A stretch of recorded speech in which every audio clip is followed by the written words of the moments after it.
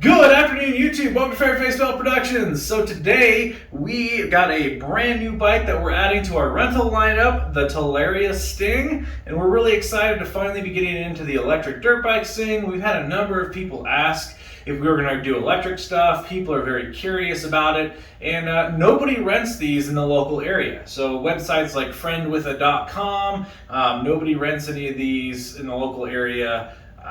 Motoclops, where we bought this from, they don't do any rentals either. So this is a pretty sweet thing that we're doing. I'm very excited to both learn how to ride one of these and what we like and dislike about this stuff. But and with that, we're gonna give a huge shout out to Motoclops here in town. They're an e-bike store. They do all these electric dirt bikes, Suron, Talaria, the Segways. They do all that stuff.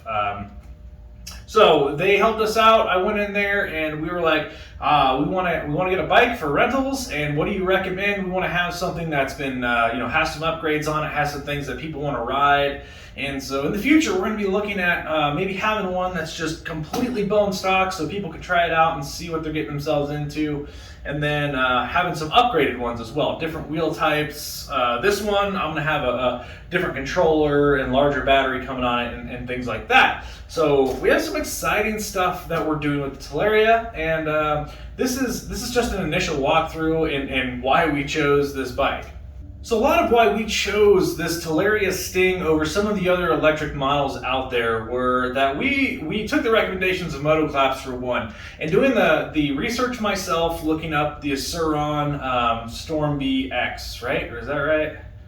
Light BX, I believe. Yeah, Storm B, I think, is the new one that's coming that's dirt bike like. But anyways, this one is a little bit bigger framed, and it seems to have a more dirt bike like rake to the front end, which I'm gonna probably like a little bit more.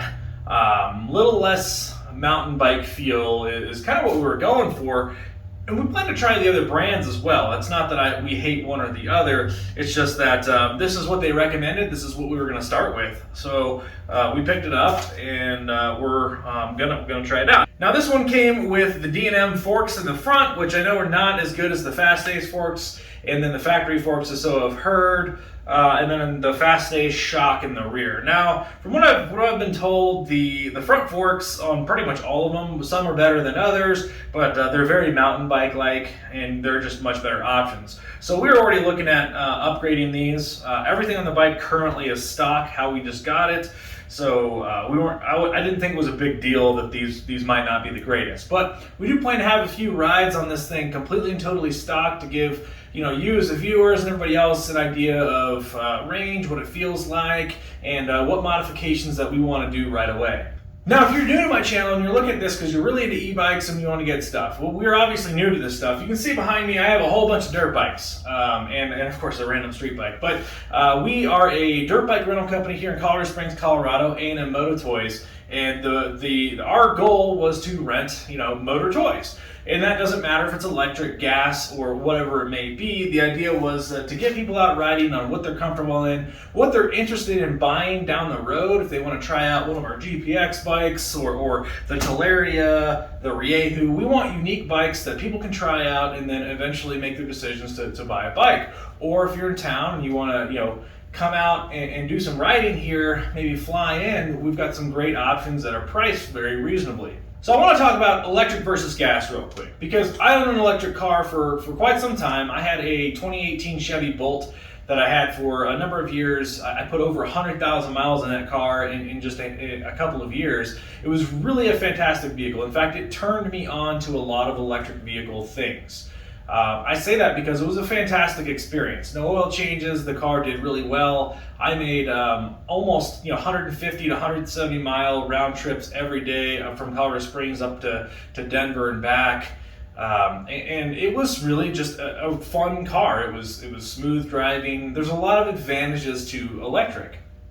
Now, I'm not a tree hugger, and I'm not going to go into the politics of electric versus gas baloney. I could care less. The things that I care about when it comes to electric vehicles is it a good vehicle? Is it fun? Does it practically work in your life? And these electric vehicles will not always fit into how you ride, how you drive, so on and so forth.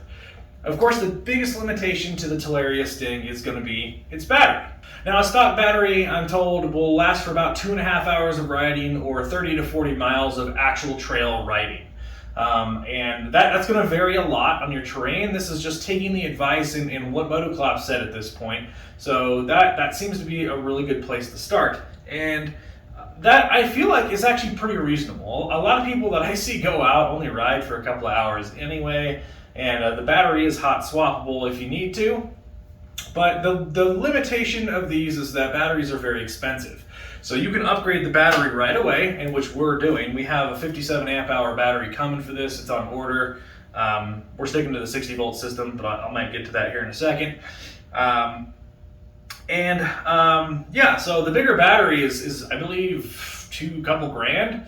So $2,300 I think is the average going rate for one of those larger batteries, and that's a lot of money for a big battery. Now you can still use the stock battery with it, so bring both out with you, and the bigger battery is probably going to get you closer to 4.5, 5 hours of riding. So once again, if you're going out for really long days and this is going to be your only bike, it's probably not the best idea. But to go out and casually ride some single track out in Rampart like we usually do, or Divide, Colorado, I really can't think of a time that if I'm going out with some buddies and doing 4 or 5 hours of riding, I can't think of a time that we would really exceed that in a riding day.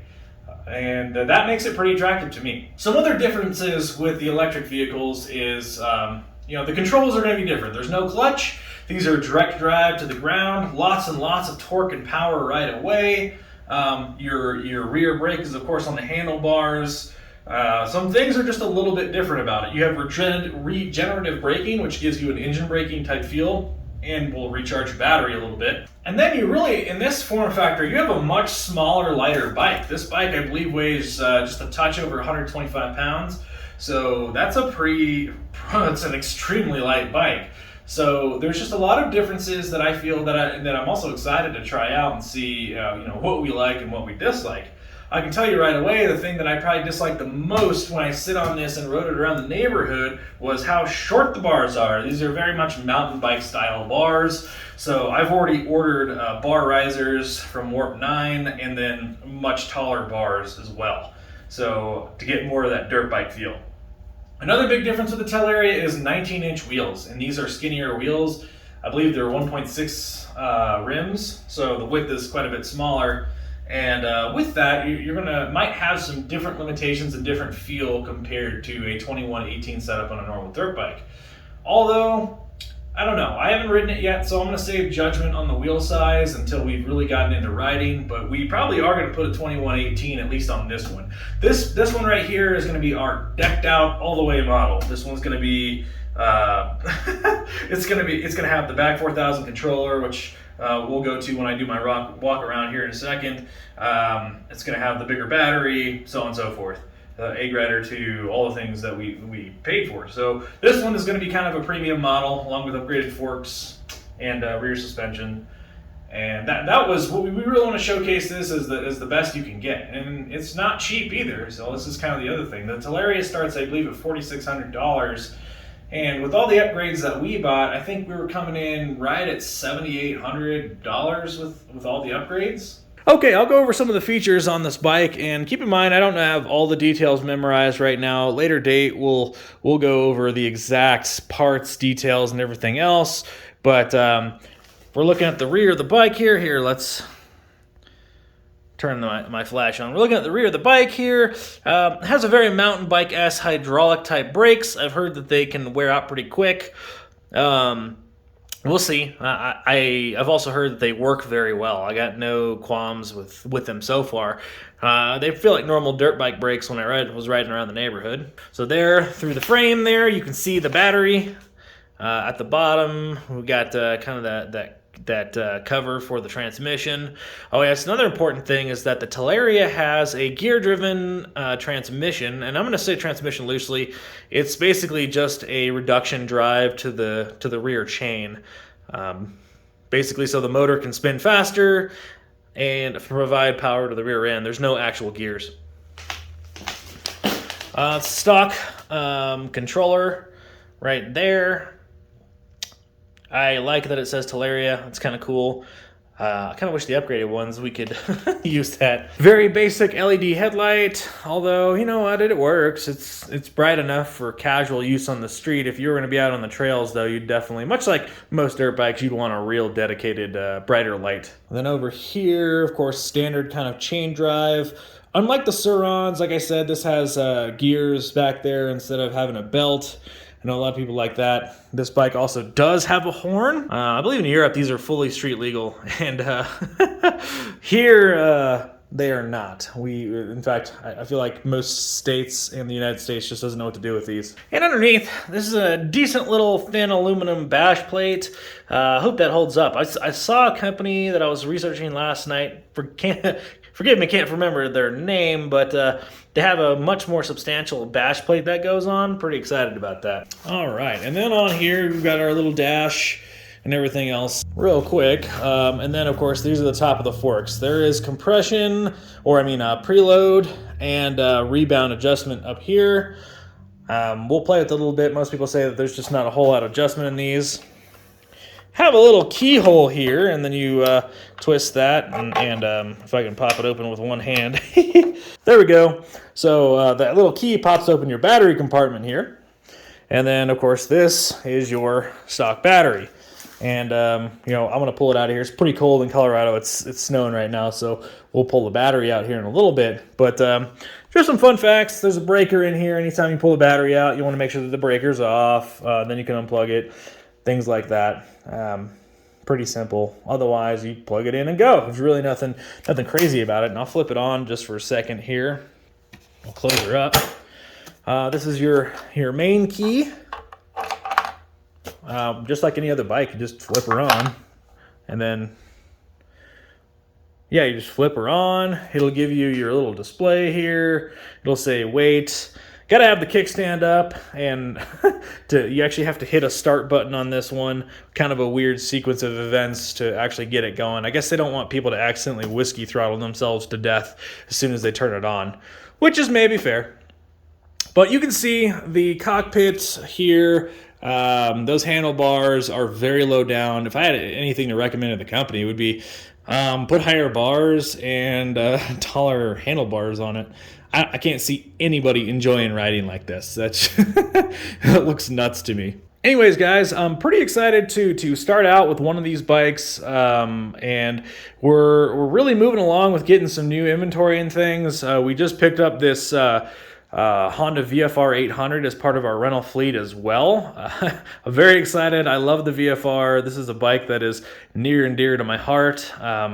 So got a really good deal on it. Some of the plastics we're going to respray at a body shop, not ghetto-like, but and then some replacement parts coming for the back. So this is an awesome bike. We're going to bring it back to its full glory, and it'll be up on our rentals. We're looking at about $50 a day for that one, so that's a cool bike. But we are actually moving into a physical location up in Monument, and we'll have a lot more to update there.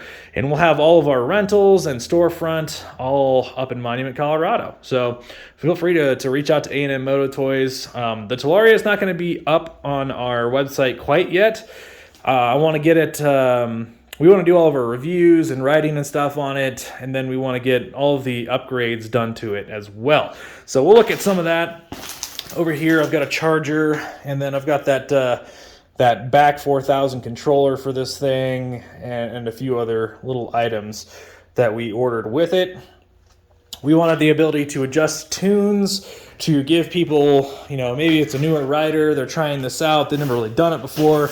We can give them a very mellow throttle tune as well as power so that they don't hurt themselves. And for those that are more aggressive and want more power, we can adjust all those things with this controller. So things like that are pretty awesome. But let me know what you guys think in the comments below. Do you think electric is absolutely sucks and you'll never touch one, and your gas bikes and your two-strokes are all you're ever going to ride?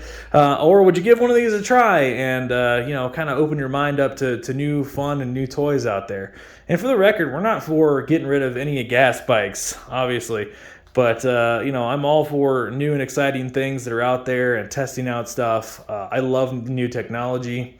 I'm a satellite guy, so yeah, like I said, we're having fun here, but we'll catch you on the next one. Thanks for watching, guys. Ferret Face out.